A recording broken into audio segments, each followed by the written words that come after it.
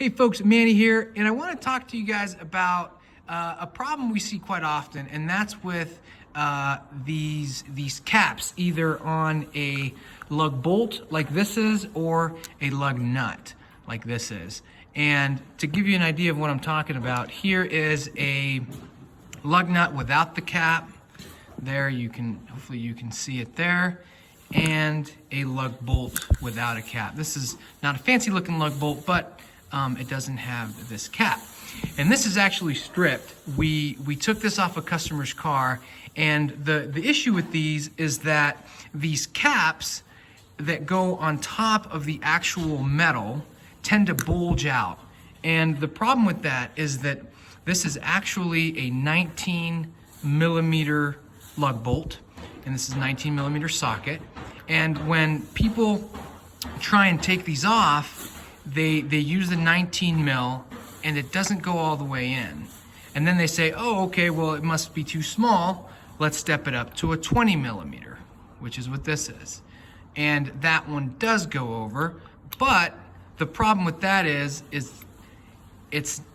you're going up a size because of the bulged cap, not because you need to go up a size. So, and that inevitably strips it like this because the 20 mil is too big.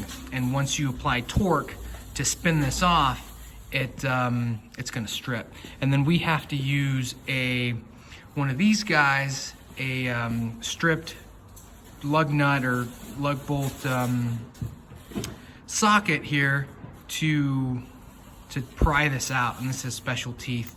But anyways, the trick is to grab a 19 millimeter socket, or to make sure you have the right size socket, depending on what it is. Ignore the fact that it won't freely go in because of the cap, and then just pound it in with a mallet. Something like this, use this guy, give it a few taps, nothing too crazy, and that will get the socket, especially if it's a heavy duty impact socket like this is, all the way in and over the bulge cap, and that should work. So just some tips in case you're doing your own tire rotations or changing out a flat, stuff like that. We see this all the time, and just wanted to share a little tip with you guys. Anyways, thanks for watching, and hope you're having an awesome day. See ya.